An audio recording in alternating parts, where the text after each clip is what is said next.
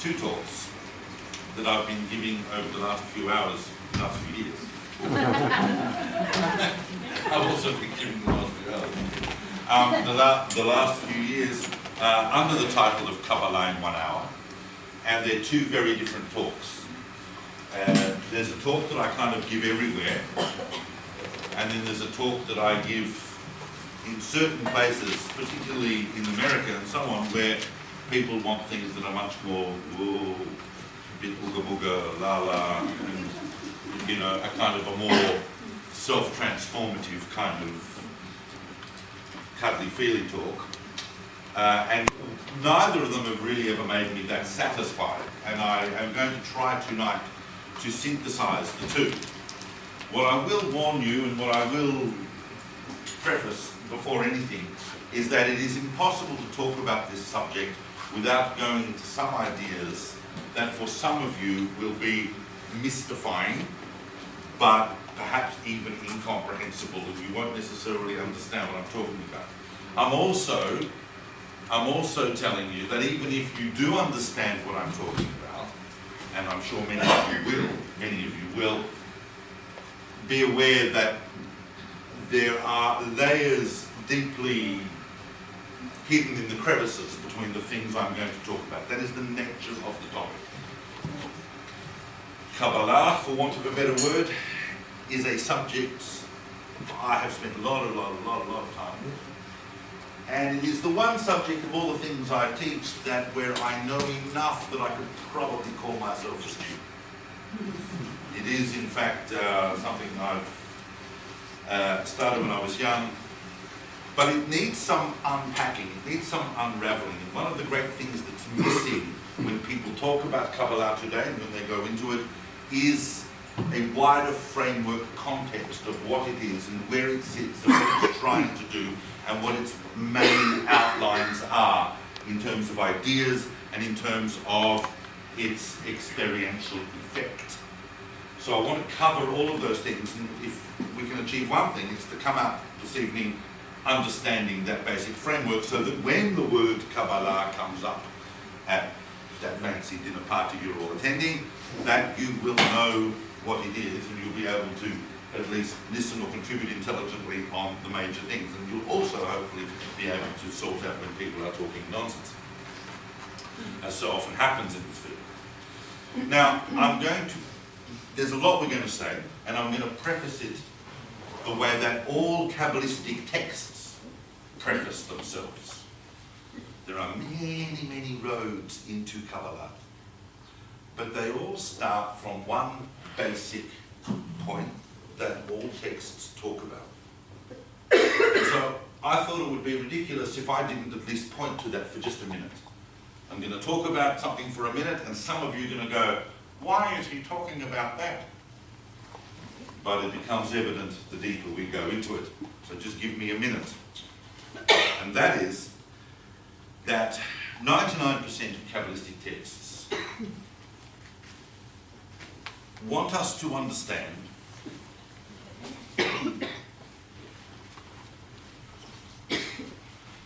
that the study of Kabbalah requires a certain, what we might call, in today's terms,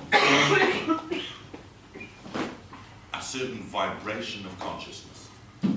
It's not just another subject that we can dip our heads into. When we learn philosophy, as we did last week, we take our very good instruments called our minds, and we bring rational ideas, and we go, oh, that makes sense. Or, that's stupid, or I can believe that. Kabbalah works in entirely the opposite spectrum. It's not dealing with rationality. It has some extremely reasonable and rational parameters to it, but it is not fundamentally dealing with what the human mind has come up with as an understanding of reality. It is completely based upon revelation, which is the other form by which we, as a people, as a tradition, as a spiritual continuum in the world, I hope she's okay. As a spiritual continuum in the world,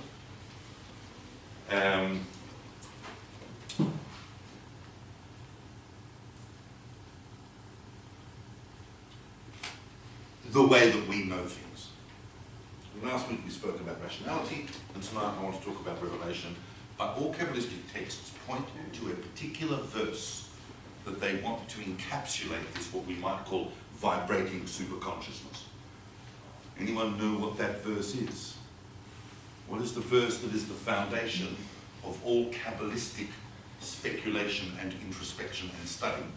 All good? When I say the verse, some of you are going to be, it's a biblical verse, and some of you are going to be familiar with it. And you're going to go, oh yes, of course. And some are going to go, oh, is that a verse? It is.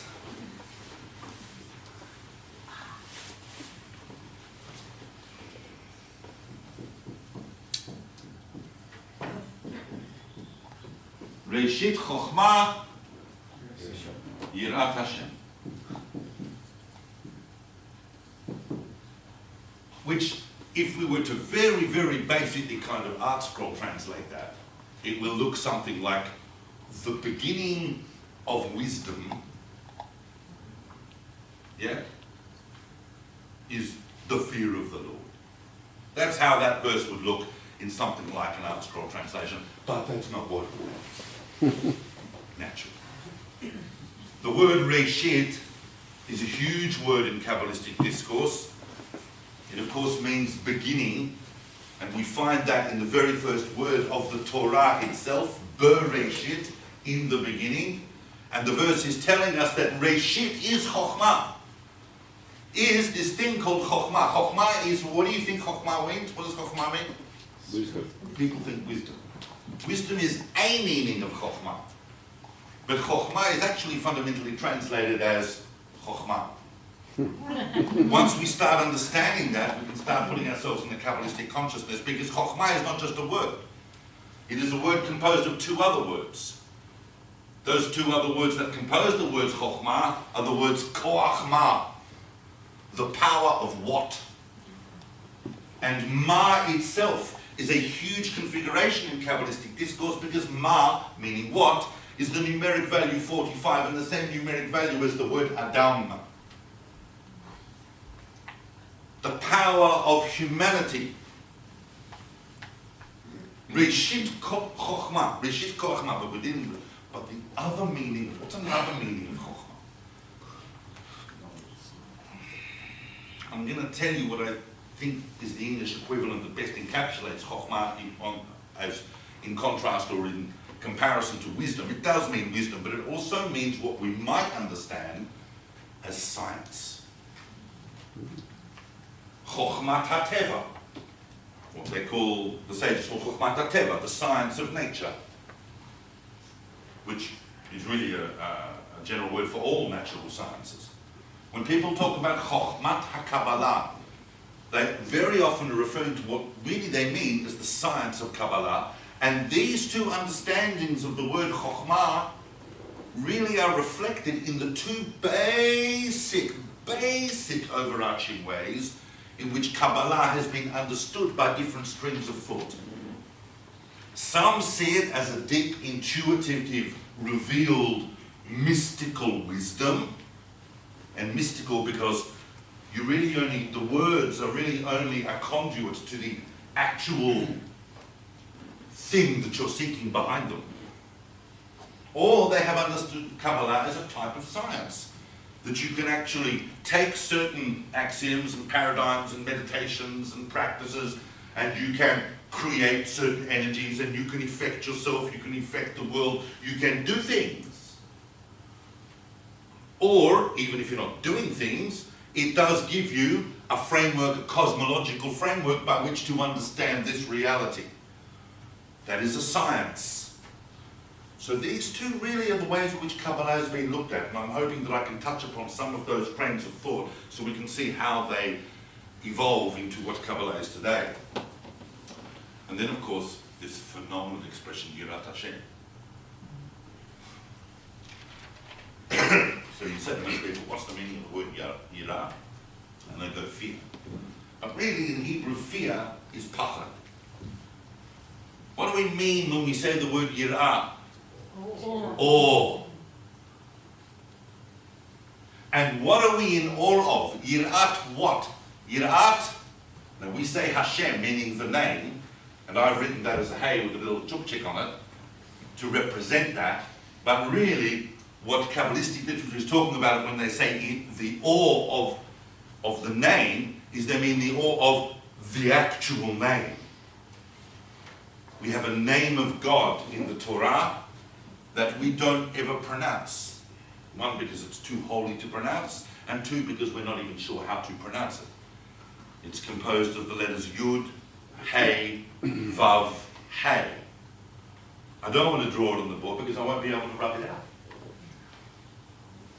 But Kabbalah is very, very concerned with our consciousness of what we call in Kabbalistic literature. We switch the letters of the name around and we call it the name of Havaya. And Havaya,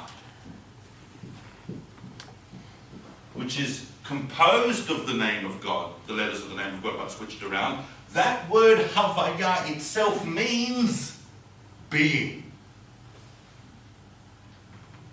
The beginning of Chokhmah is the awe of being. Now, that's a preface that all Kabbalistic books are telling you, and I think it's worth us being aware of that we are dealing with a very, very delicate and very sensitive and very mystical set of thoughts and ideas and revelations, but it is possible to get an understanding of where they originated from and how they evolved throughout the last, particularly the last 800-900 years of Jewish history. Some people think that Kabbalah, and they're not wrong, it's just the terminology, but some people think that Kabbalah is an overall word for all things Jewish and mystical. Sometimes you see that. Kabbalah is Jewish mysticism. And to a point, that's true. But the Jewish mystical tradition, that is, this idea that not everything we see is really what's going on. What's beneath the surface, what reality that's not immediately apparent to us until we become conscious of it, what reality is revealed to us, what cosmic foundation underlies this world, and what are we doing here, and what role do we have to play in it, and how can we be a part of it and affect it. Those Jewish mystical traditions go much further back. We have evidence of Jewish mystical traditions in the Torah itself.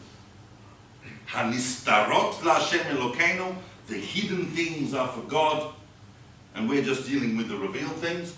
But we see it very strongly right throughout the Talmudic literature. The whole concept of what they call Heichal mysticism, the idea of divine chambers, which can either represent some imagining that there are these actual chambers of ascent, or it represents, and more than likely represents, a kind of mystical, meditative ascent type practice that was very much a part of the way that Torah was taught in the ancient world, and that we subsequently kind of lost that perspective on, as we have lost so many other things in this long and horrible exile. And we see it right throughout the Gaonic period, building up this idea that there is a mystical body of literature. When you read, for example, even the biblical book of Ezekiel, you can see that there is some deep mystical reality. The whole mysticism of the throne that you can read about in chapter 1 of the book of Ezekiel is a fundamental text for Kabbalists, because it deals with this idea of a hidden reality that's not so hidden when you know where to see it. And throughout the Gaonic period until we work up towards the year 1000, we're seeing some texts appear that are trying to understand what was meant in the Talmud by the whole teachings to do with the Merkava, to do with the chariot. And since we're on that subject, what are the secrets to do with the whole account of creation in the Bible? Remember from last week that already as we're moving towards the 1000, we are moving intellectually towards realizations that the Torah and the holy text that we have aren't necessarily having to be read literally. That there are many underlying layers to them. We already have midrash, and now we're being told that we have this entire layer of allegory, and maybe we also have a deep mystical meaning to the Torah as well, and that is becoming evident. And we have a book written that we think was composed now. Once again. Oh, by the way, I meant to mention, of course, that this talk, this entire series actually, has been sponsored by Phil and Sue Lewis in memory of their late friend Johnny Baker, a scholar and a gentleman of blessed mention and memory. But there, and I have to remind myself that, of course, where I am, and we have to respect the parameters of this institution in which we're giving this talk. So I do need to treat my subject with delicacy and circumspection. But I'm also not going to stand here and tell you what scholars do not know. And we do not exactly know when the book Sefer Yetzirah, who's put your hand up if you know of the book Sefer Yetzirah, if you've ever heard of that book? There's a lot that haven't. All right. Sefer, what's the meaning of the word Sefer? Good. Sefer Yetzirah, the book of formation, or the book of creation. A very, very, very mystical book. It deals with the whole fundamental anatomic nature of creation. It can also, if you study it properly, teach you how to create a golem. I know, I've tried.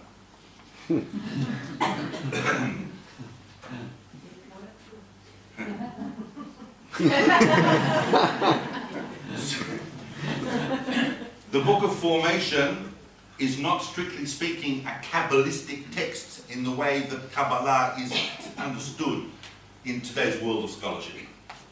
But the terms used in the book of Yetzirah, which we now recognize as kind of like a mixture of rabbinic theology and Pythagorean mathematics on crack, is really, it's the names, it's the terms that are used in Sefer Yetzirah that then flowed in to later works that we can now understand this terminology in a fundamentally Kabbalistic way. I will explain what that means. Traditionally, Sefer Yetzirah was said to have been written by Rabbi Akiva back in the Tannaitic period, or perhaps even much further back by Avraham Avinu, by Abraham, the patriarch himself. We don't have evidence of that. What we do know is that Sefer Yetzirah appears at some point in the late Gaonic. But it contains elements that are clearly reflective of a much older type of approach. The word that is used in Sefer Yetzirah that becomes a very, very important word that we're going to be talking about in Kabbalistic thought itself is, of course, Sefer Yetzirah is the first book to really use the term Sefirot. And we're going to be talking more about what the Sefirot are. But when the Sefer Yetzirah uses the word Sefirot, it's really dealing with it more as numbers, as fundamental or primal mathematical entities, or something. Whatever you think Sefer Yetzirah is talking about. It's not laying them out in the way that Kabbalistic literature is going to understand the Sefirot. Do not be confused. I have not yet explained what Sefirot are, so if you're sitting there going, but I don't know what Sefirot are, that will become evident. I'm just mentioning that because some of you will be going, what about Sefer Yetzirah? So Sefer Yetzirah exists, it's very early, but it's not strictly Kabbalistic. But it has terms that we use in Kabbalistic books. Now, you would remember from last week,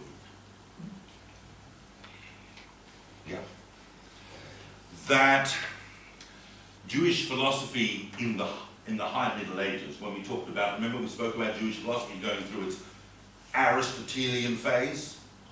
Yeah? When did that kick off? It kicked off more or less at the beginning of the 12th century, in the 1100s. Yeah? 900 years ago. Avraham ibn Dawood, followed very closely by Maimonides, by the Rambam, and so on. And they're all going, oh, Aristotle science, here we've got the Torah, let's try and make one match the other. Judaism is this big national project, menang, menang. But at precisely the same time, there's a whole bunch of different, very, very spiritually inclined people dwelling in Spain and particularly in southern France, in places like Provence, who were seeing things very differently to that. Now, if we were to come now as scholars of the 21st century and be very kind of clever in an evolution of ideas kind of way, then we could come along and we could say, well, what emerges really is Rabbinic Judaism's attempt to bring under its own framework two very, very important and influential and deeply seductive ideas that have been floating around in the world for quite some time and affecting religions and spiritual systems. And those two very big ideas are, on the one hand, as we discussed last week, Neoplatonism, and I'll remind you what Neoplatonism is. Put off your hand if you remember me saying that last week. Excelentes. 3 people. Neoplatonism, which is not any one single school, it's a broad spectrum of ideas, but it is trying to bridge Plato's concept of a realm of ideal forms, which we might call heaven, we might call that anything, but it's not here, it's up there somewhere, and this pretty bunged up world. How do we, with all its pluralism and corruption and differentiation, so how are we bridging that gap? And Neoplatonism's basic solution is to bridge it through a series of graded emanations. So you start with perfect emanations, and gradually the light gets more and more and more concealed and congealed until you have this. We are a kind of a, you would almost imagine, remember VCR technology, right? So imagine, we're like a 4th, 5th generation copy, except that the Neoplatonics would be telling us that we're more like kind of something like 1,000th generation copy of what the realm of ideal forms is, but we look like it, but we're not it, because we're just reflecting it.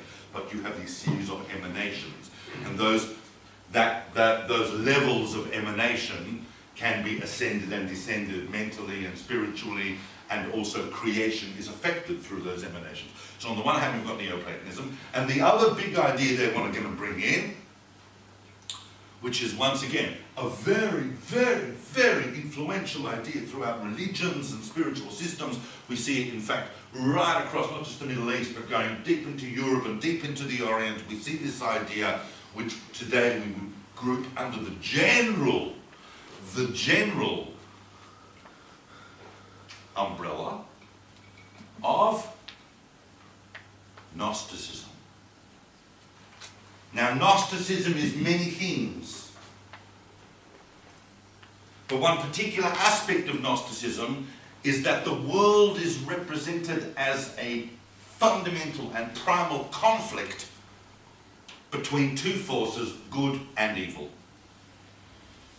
We can see, in fact, those of you who are giving Gnosticism, what do I need to know about Gnosticism, should be aware that Gnosticism, again, reared its head amazingly in late 20th century, early 21st century popular culture.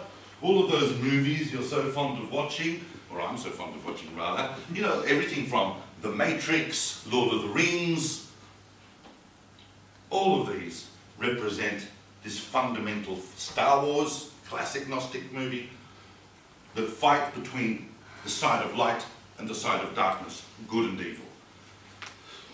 So some could argue that Kabbalah is really an attempt to bring Neoplatonism and Gnosticism under the wing of rabbinic monotheism. And in a sense, that's not incorrect to see it frame it in those terms. But it's much, much more than that. Remember, that the Jewish people do not exist through history in order to stand still and tell everybody to fuck off. It's not what we're doing.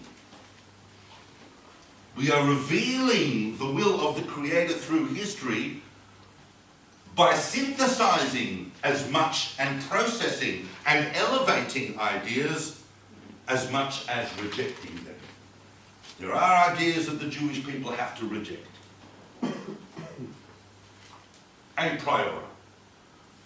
But there are many, many ideas about the world that are endemic to the cultures and societies and generations in which we live, and we need to absorb those and elevate them and understand them. So you might say, well, but Kabbalah is much more than that. But I wanted to make that preface. Because in the 12th century, around the time that philosophy is kicking off, the first genuinely what we would call a Kabbalistic text, which is still studied, it's still with us, appears. It's regarded as probably the earliest book that we definitively call Kabbalistic, because it's dealing with the Sefirot. And that book, which is written probably in Provence, or it appears in Provence for the first time, it may contain older elements, but we know it from the early 11th century, and that book is, the early 12th century, I must say, early 1100s, and that book is the Zohar. No. The Zohar is a century later. In fact, it's a century and a half later. This is the first one before the Zohar. 700 years later. When I say it, some of you, probably you, are going to go, oh. And some of you have heard of it. It is, of course, the Bahir.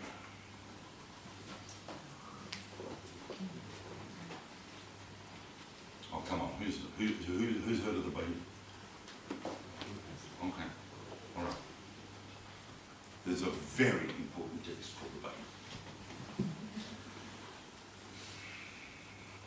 Now, I know this is not a lecture on the Bahir, which maybe it should be, but the Bahir, what the Bahir does, and the Bahir is attributed to Rabbi Nechunyu ben Akane, so it's attributed to a Tana who's living hundreds and hundreds of 1,000 years early. And the Bahir presents itself as a midrash, and maybe it does contain some older midrashic elements, but there's one fundamental theme running through it that we have not seen before, and that is this idea of the Sefirot. Now I need to explain what the Sefirot are, because moving forward from here without that is going to be difficult. And in explaining the Sefirot, I'm now entering into discussing actual Kabbalistic ideas and not just the history of it. And once we understand the Bahir, we understand the Sefirot, and hopefully next, I can do that in 3 or 4 minutes, and then we can move on to the Zohar. Because the Zohar is the next big movement that's going to happen. But it's important to understand the significance of the Bahir.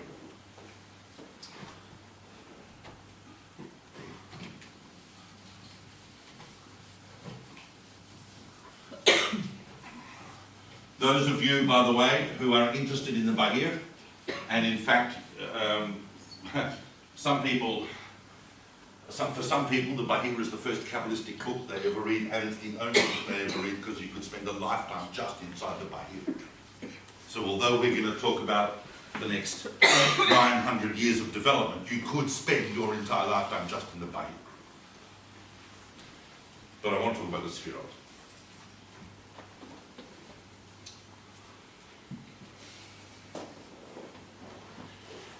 The divine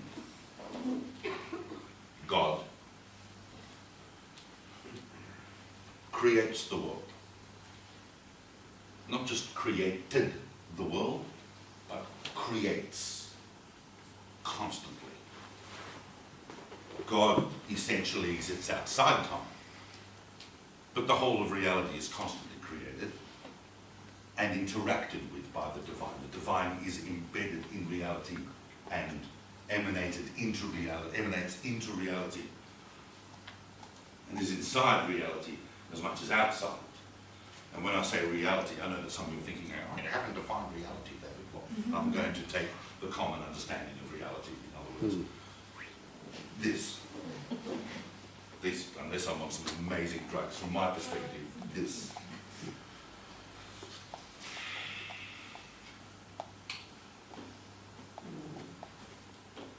the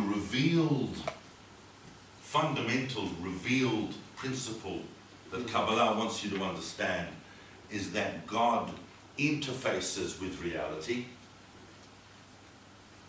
in a series of, in an arrangement of creative modes. Creative modalities by which anything, idea, object, concept, substance, anything comes into being. It comes into being through 10 creative modalities, all of which are involved in the creation of whatever it is that's being created and whatever it is that's being revealed. Those creative modalities, of which there are 10, we call the Sfirot. And the Sfirot, as you can see when I write it in Hebrew, you will see that obviously at the root of that word are the letters Samach Pei Resh. Well, just endless speculation on what that word actually is derived from. It could be related to the spore, which is to count. They could be numbers. They can also be related to the idea of what today in English even we call sapphires. They can even be related to what we might today in English call spheres. All of these etymologies and more come together. I'm sure there's a couple of possibilities of, there's also, don't forget that there's the whole concept of sipur and the saper, to tell, to relate. And those are saying, of course, sefer, book, but the sefer as a book is unlikely what we're indicating here. We're more likely to be indicating modes, whether we see them as spheres or we see them as jewels or however we see them, or as numbers. There are 10 of them. All reality is created through this Sfirot. I'm only going to spend another minute on this because I can see that I'm losing some people. But stay with me, because without this, this is very difficult to understand the evolution of the ideas. These 10, certainly probably around about the time that the Bahir is written, were more or less seen in a kind of unfolding, graded way, leveled pretty much hierarchically. All of these Sfirot have names. They all have names.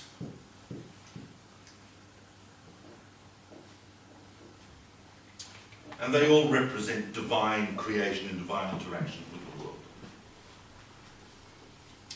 I know that some of you are going to thinking, well, is he going to put the names of the Sfirot there? Yes, but not yet. I just want us to understand, or not understand, the concept of the Sfirot. Yeah?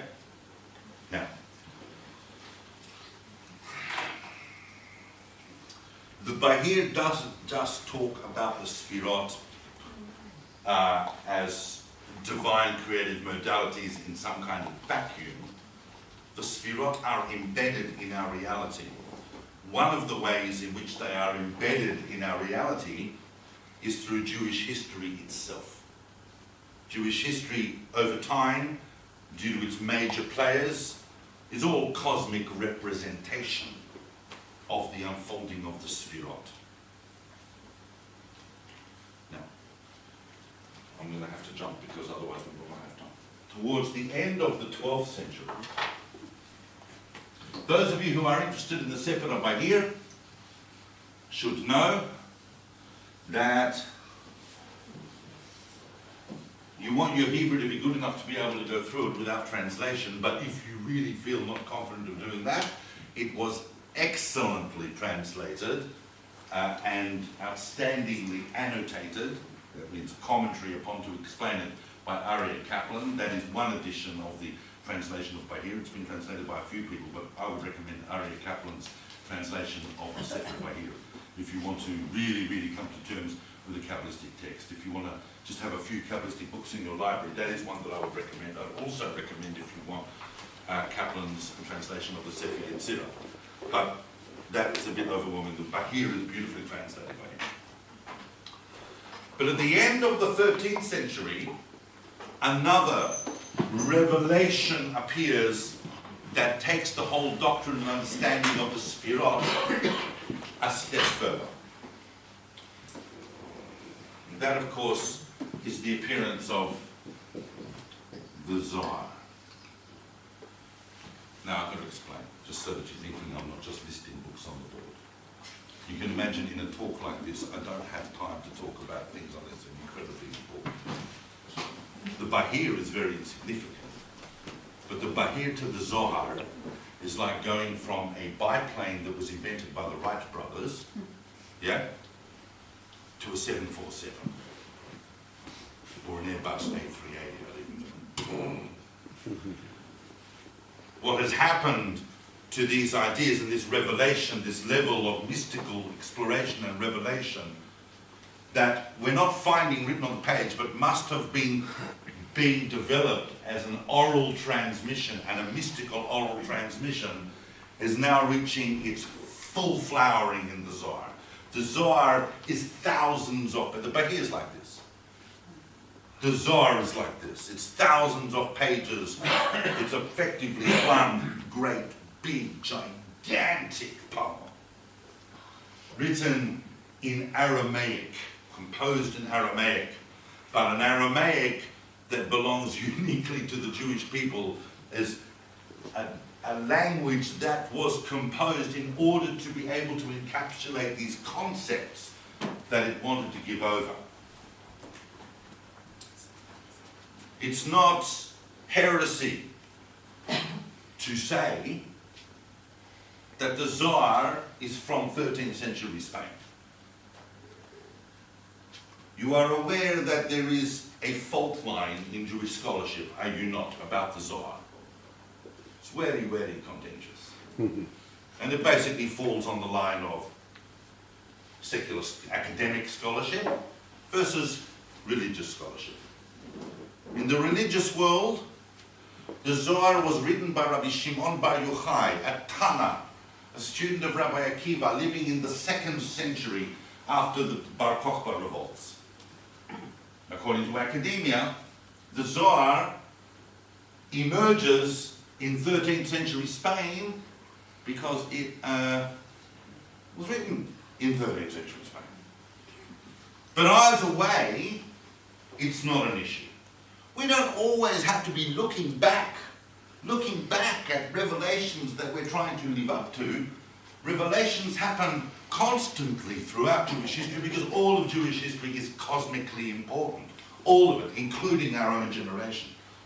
So the fact that revelation like the Zohar would come into the world in the 13th century should not pose a problem for anybody. It appears to pose a problem for a lot of conservative people that get freaked out at the idea that there was anything innovated in Judaism after 2,500 years ago. But that's simply not the case. Judaism is reinventing itself all the time because we are working at a vibration of divine emanation. The Zohar is thousands of pages in this Aramaic that describes the relationship between the people of Israel in the world and God. Its starting point, in fact, is not even necessarily God. It's not even a talk about God. It's talk about us. In that sense, it's kind of existential. Most systems, intellectual systems of the Middle Ages were starting to believe you've got God, but it actually starts with us. And what's our condition in the world? And why is God letting this happen? And what are we doing? Who are we? Now, as Rabbi Shimon famously says in the Idra Rabbah section of the Zohar, by the way, is not some great big homogeneous block. It's got lots of different literary layers within it. It's a ginormous composition.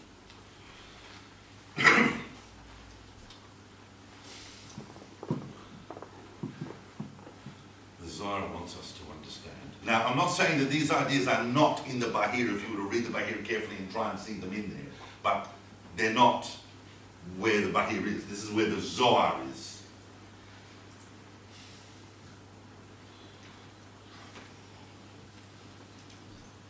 The Zohar wants us to understand that these Sfirot, these creative modalities of the divine, don't just sit one under the other like a list of terms. They are deeply interactive. And their arrangement is reflective of a very significant concept, and that is what we call Dmut Adam, the form of the human. The form of the human. The 10 Sfirot, in fact,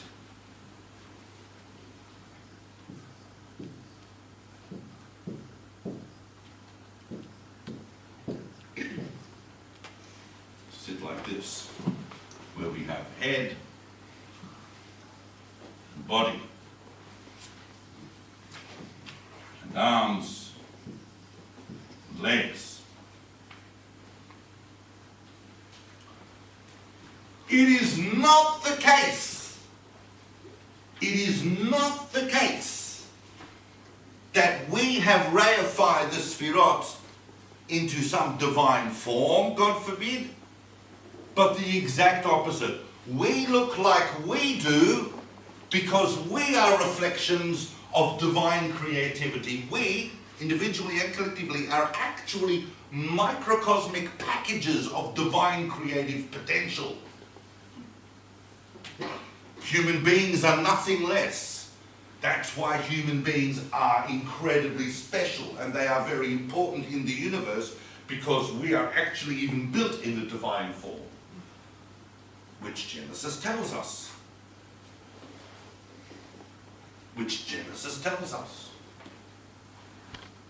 And that's why we look like this, because the way that God creates and interacts and intervenes with the world is in the interrelationship of that pattern of the energies. Now, these Sfirot, stay with me, it's warm, I know, and this is difficult, it is, but it's about to get exciting, stay with me.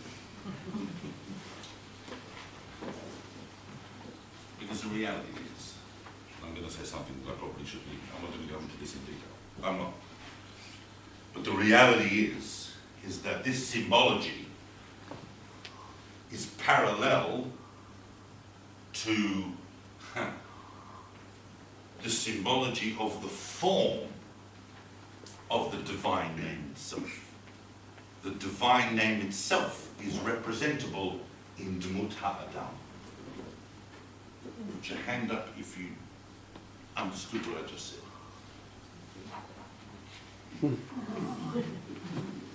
Put your hand up if you know what I'm talking about.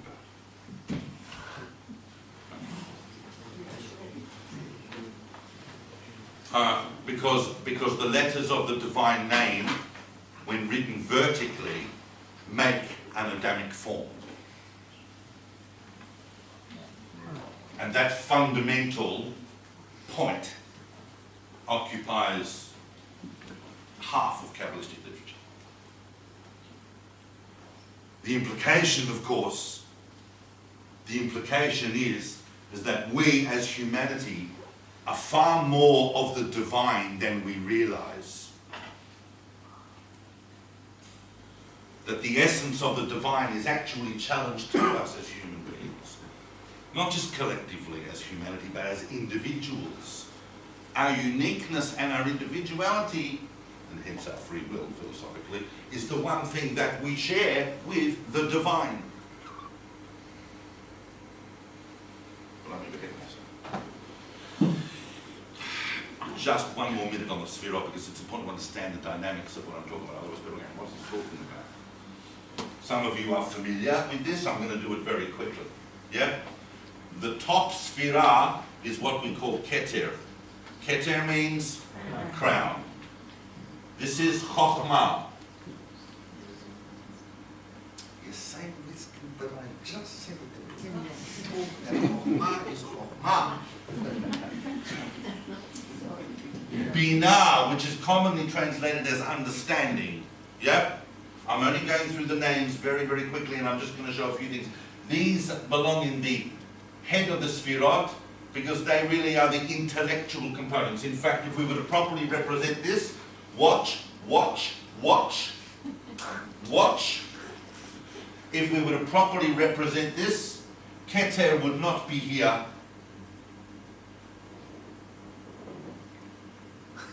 Keter would be here. Verstehst? It is in fact the Malchut of the level above, and it's encompassing.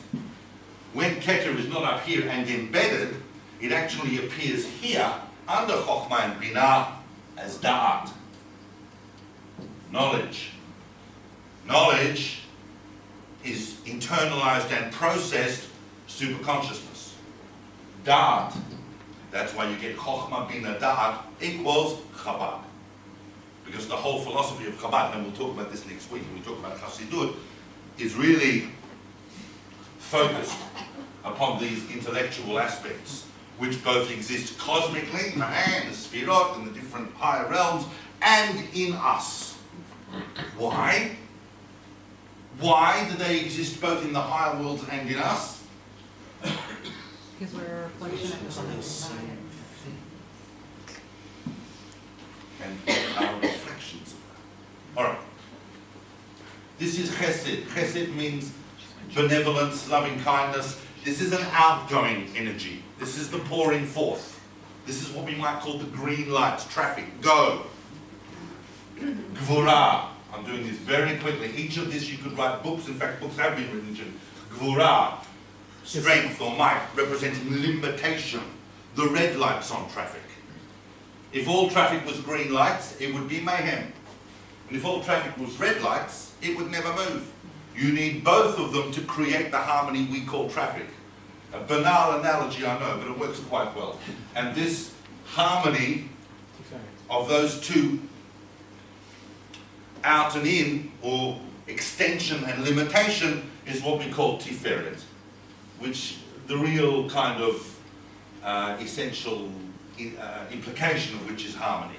It means beauty, but it means a harmonious beauty. Hod and, Netzach and Hod, Netzach and Hod reflect Chesed and Gvura, but at a much more engaged level. After they've been processed through Tiferet, these are now engaging into the world in an active way. All of these energies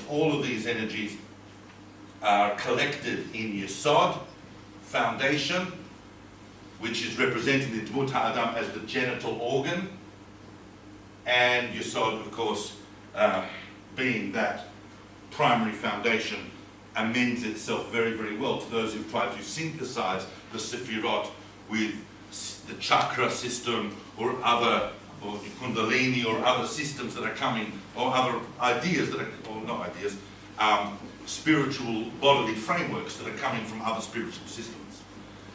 And then finally, everything is realized in Malchut, which means kingship, sovereignty. So up here we have the symbol, the Keter, the crown, but here we have the actual realized kingdom. And this is Dmut HaAdam. These are the names of the Sfirot. This is how they interact. Now, but remember, I'm only hovercrafting, I'm touching the surface. Now, this symbolic structure underlies everything, including, as I said, Jewish history. So, for example,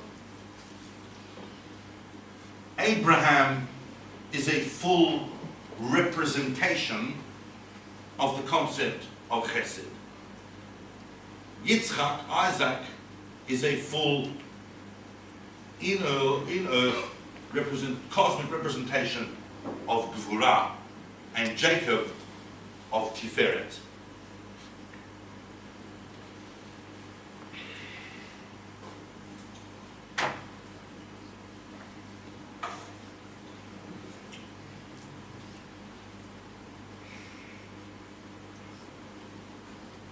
The Sfirot underlie, in other words, if you spoke to a Kabbalist, if you spoke to a non-Kabbalist might say Abraham was known for having the attribute of chesed, of kindness. But a Kabbalist would say, no, Abraham is chesed. Everything written about Abraham, everything we understand about the life of Abraham from the Torah, every aspect of it is an aspect of the Sephirah of chesed. These 6 Sefirot form their own set, just as these 3 form their own. These 6 Sefirot form their own set, and therefore equal the letter Vav in the name, in the divine name. The Chokhmah is represented as Yud, the Binah is Hey. The Zohar goes into all of this very, very deep and complex understanding between the Sefirot, the divine name, the patriarchs, history, reality, God. It really, really brings us face to face with the divine encounter. And it's very clear that the Jewish people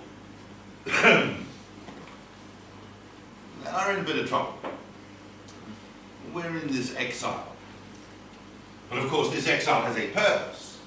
And it is from the depth of this exile that we have this revelation that is going to transform us and transform the world. Because that's our purpose. But first of all, the Zohar has to reveal to us what that world is, ecstatically. And that world is the cosmic reality of divine unity. All of this, I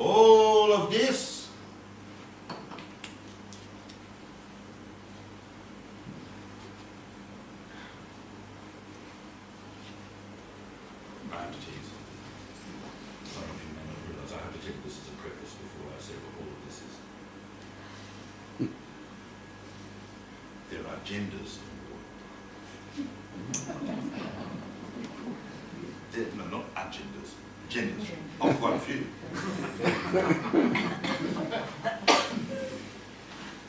The Zohar is not afraid of understanding humanity's essential condition as being gendered.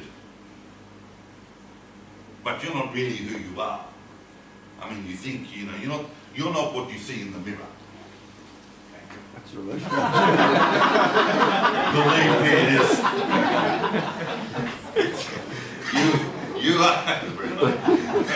you are a soul. You are a neshama. This is the bodily apparatus. This is just a bit of hardware that you can interface with this reality. But in essence, you are a neshama. You are a soul.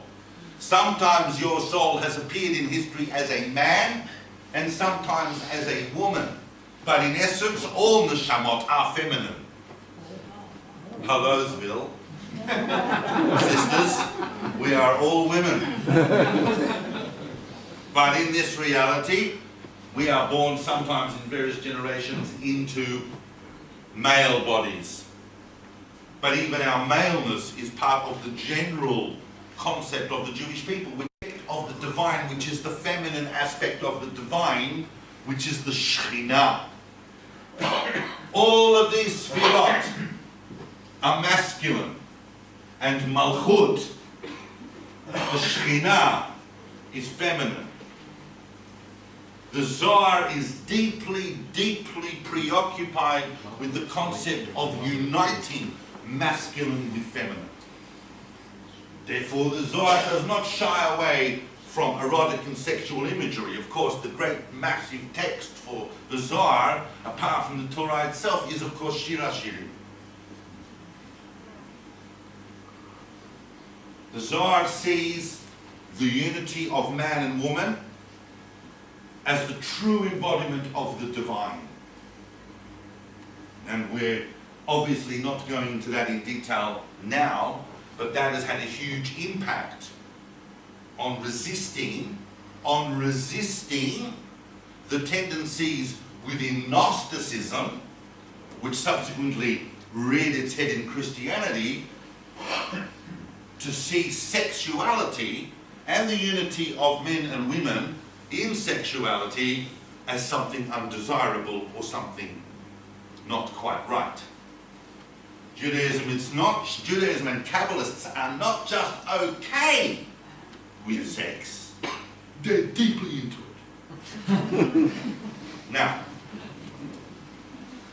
obviously in a very holy way. I'm talking about you.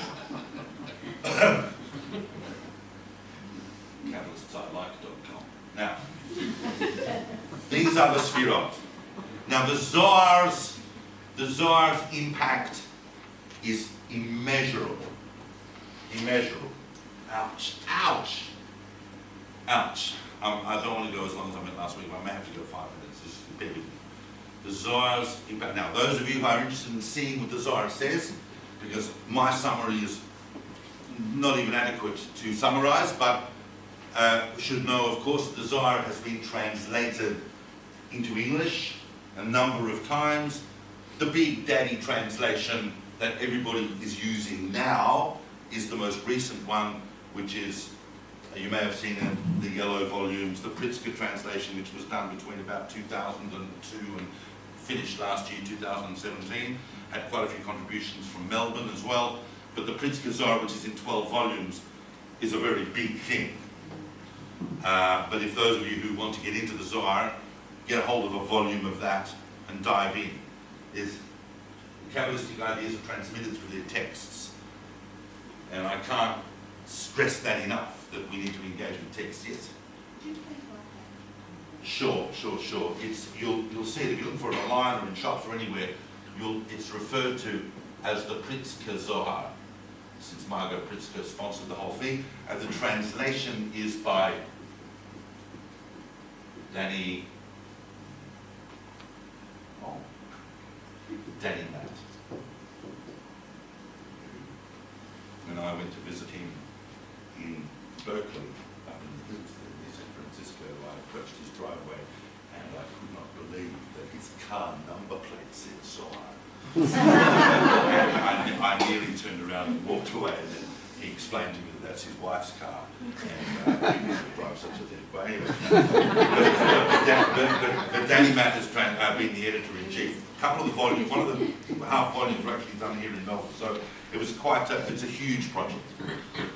There's another translation, the Sonsino translation, which is from the 1930s, which I like, but a lot of people find it kind of a little inaccessible. Danny's got a lot of notes there explaining what's going on, and he's a poet, so his translation is very beautiful. But it's a very big project, so you might want to go with a smaller, more condensed translation. If those of you who are interested in studying Kabbalistic literature beyond this, I cannot recommend some familiarity with the Zohar enough. You need to become familiar, at least with the style and basic themes and what the Zohar is doing. The Zohar is laid out according to the Torah readings of the week. So for example, this coming Shabbat is Baha'alotcha, so we know that there is this whole section of Zohar on Baha'alotcha, basically dealing with the Kabbalistic reading of the verses that we're talking about. It takes you into a whole other world. It really does. It exists. It's set in 2nd century Palestine, just outside a cave where Rabbi Shimon has had these great revelations. He's surrounded by students. They go wandering through 2nd century Palestine. They have strange encounters, but at every stage it is revealing the most phenomenal and profound mysteries of the meaning of Torah and the meaning of being Jewish in the world, and what we can actually achieve in the world if we realize who we are and what we have in front of us.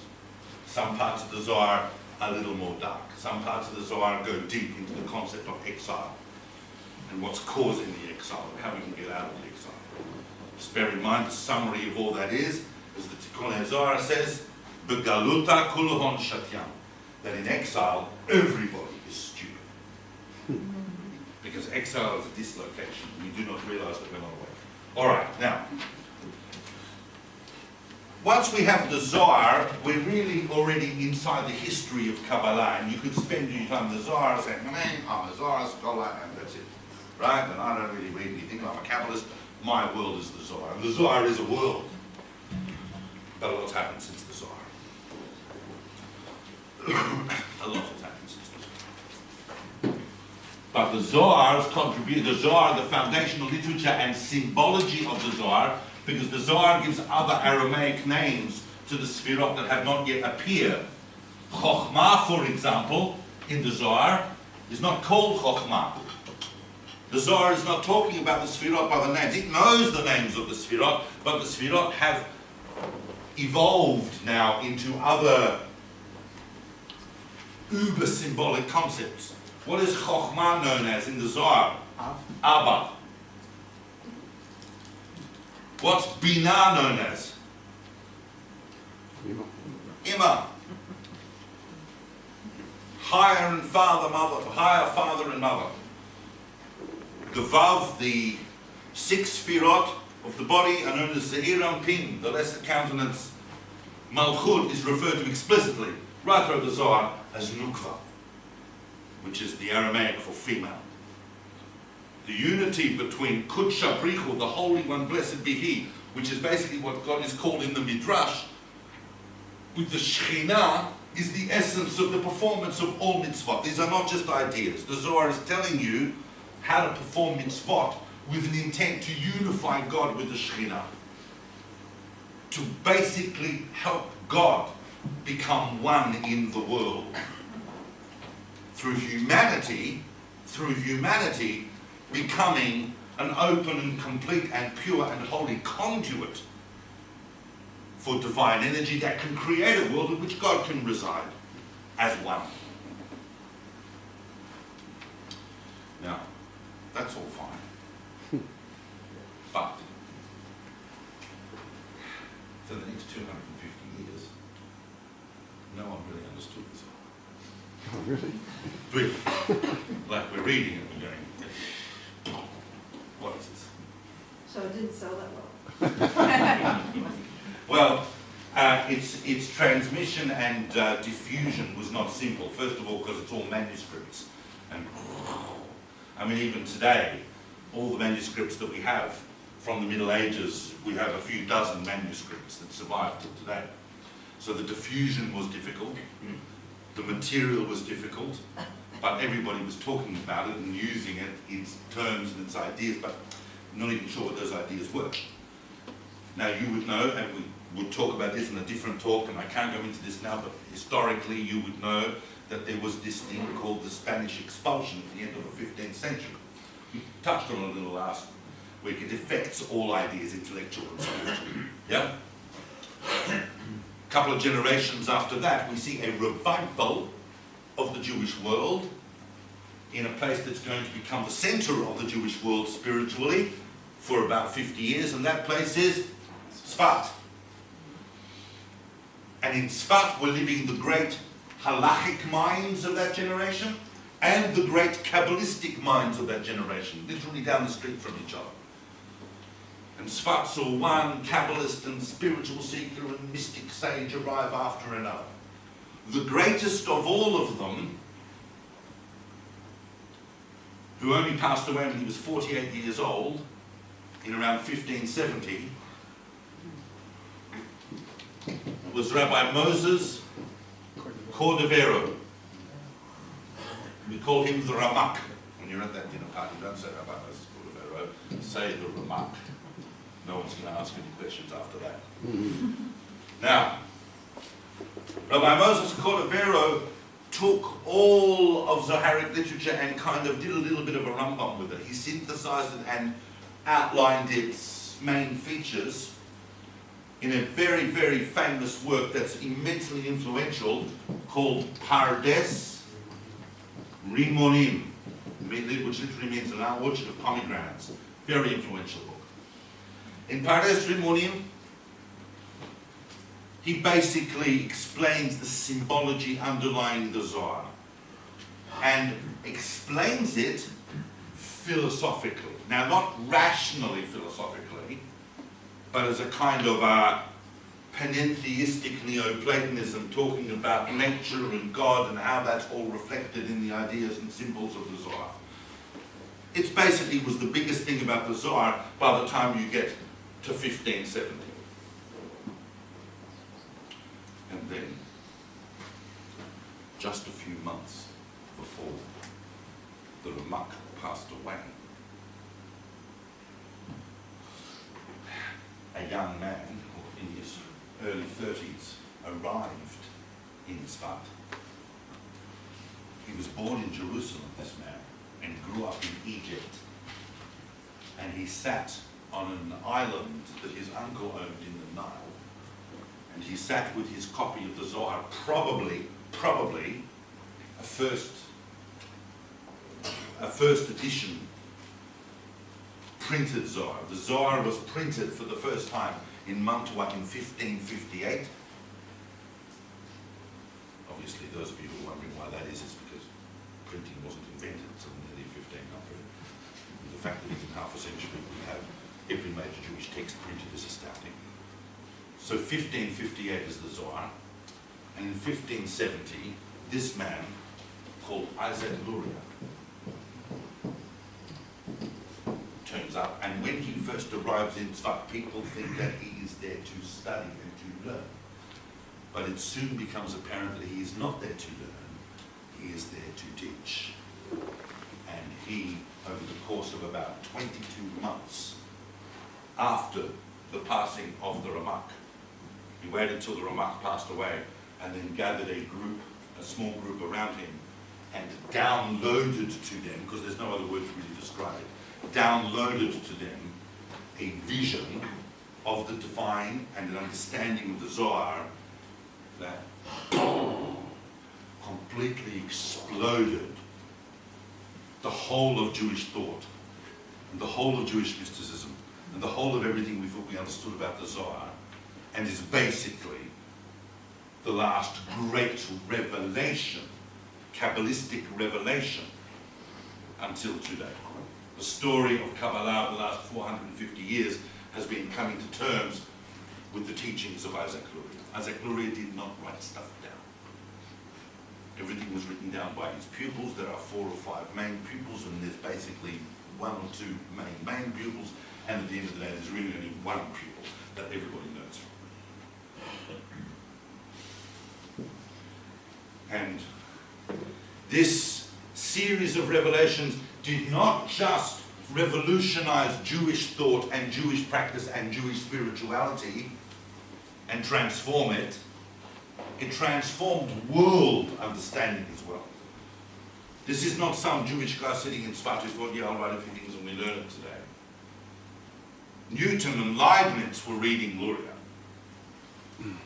His cognitive and spiritual shift was very, very much a part of what was going to go on and become the whole humanist strain within the Enlightenment, and is still part of where humanity's general spiritual direction is heading.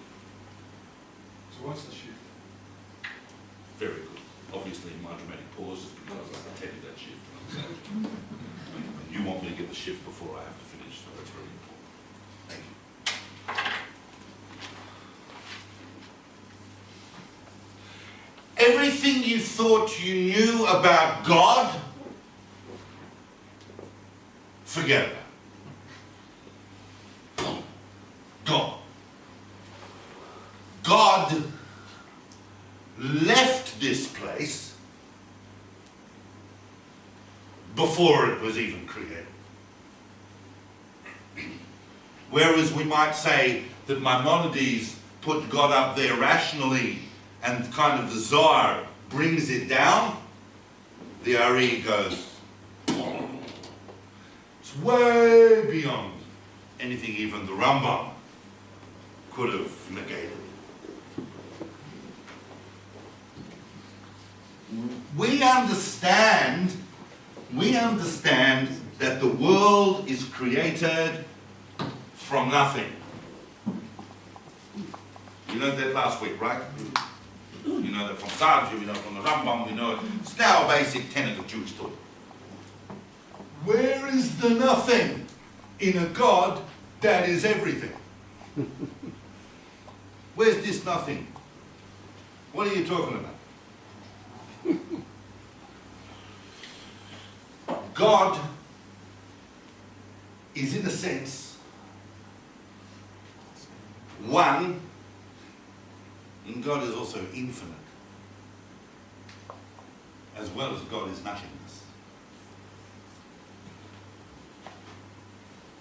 The infinite contracted itself into itself to create a vacuum inside the infinite divine, otherwise nothing could exist that would even be able to perceive itself as separate from the divine.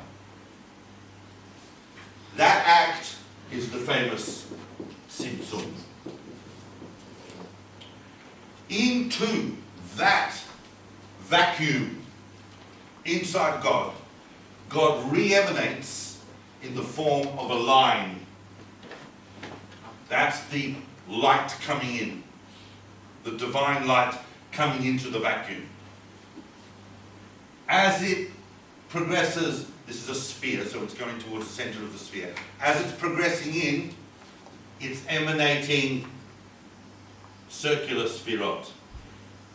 By the way, of course, the straight line is masculine, the circular line is feminine, but it's a whole other thing. 10 of them, they are the spherot. As well, obviously, the spherot are coming in linear form in Dmut Adam, in Adamic form. That means structured along those 3 lines as we looked at, which we call the tripartite structure of Adamic form. But these spherot cannot handle the light that's coming in. It's too great for them. And they smash. They actually, when you read the Ari, you read Chaim Vital's account of the way the Ari came over, they actually explode. That event, the explosion of the vessels, of the spherot are coming in as lights, but those lights are actually vessels for even higher lights that are coming out, and they explode in what we call Shvirat HaKelim, the smashing of the vessels. Now, there is a new light that comes in. A new light comes in, which is the light of Ma. Those who were listening. That new light is the light of Ma. The light of what? The light of Adam comes in and starts to fix everything. Now, the Sfirot are not acting independently, but they're acting in integration as Dmut Adam, as Adamic form, in the course of which they create 4 worlds. You have to understand what an incredible summary this is of the Ari. 4 worlds: the world of emanation, the world of creation, the world of formation, and this world, the world of action, the world of doing. This is the world we live in, and this is the one world that is yet remained to be fixed. We have to regather the pieces of the broken vessels and put them together so that they can contain the divine light. That process is called tikkun. That process is called tikkun. When you're running around Libud conferences and writing to the AJN and you're going, tikkun olam, you have to understand that that's a concept that the Ari introduced as just one concept in our fundamental understanding of what we're doing as humanity. The world is fractured, we are fixing it. Wasn't Jonathan Sachs who made that up? These 3, in a sense, dialectic processes, Tzimtzum, Shvirat Kelim, and Tikkun, and I'm basically giving you Yeshem Sholom's adumbration of those ideas, but I think it's as good as any, are the fundamental framework of Lurianic Kabbalah and his phenomenal contribution. As I said, these are deep ideas, and obviously I have to stop now, even though, in a sense, the story only begins now, because the last 4 centuries we have been working out what it is that the Ari was actually talking about. In the course of his discussions, which is thousands of pages of notes by his students, all of the symbologies of all the previous layers of Kabbalistic teachings are integrated, so we start to understand where everything sits in relation to everything else. But at the core are these 2 fundamental symbolic structures of the Sfirot and the divine name, which we are repairing. It becomes apparent through the Ari that we are, of course, the final letter of the name. We are the feminine aspect of God. We are that which needs to become whole in order to contain the divine light so that we can reflect it back. It is no coincidence that the Ari comes kind of a century and a half after the developments that are brought about by the transformation. Remember I spoke last week about Kreskas and that kind of shift from knowledge to love. The idea that we reflect divine light back to God, but ultimately we have to fix this world because we're not concerned with individual salvation, we are concerned with redemption. It starts, of course, with ourselves, that transformative effect, because everything we're talking on the cosmic level applies to us individually. Mala ela mala tanta, whatever is above is also below. Whatever is below is also above. But in the course of the last 4 centuries, a lot of different movements and thoughts attempting to understand and put the Ari in a kind of a framework, a schematic framework. Right up until the 20th century, whole new schools of thought are being developed.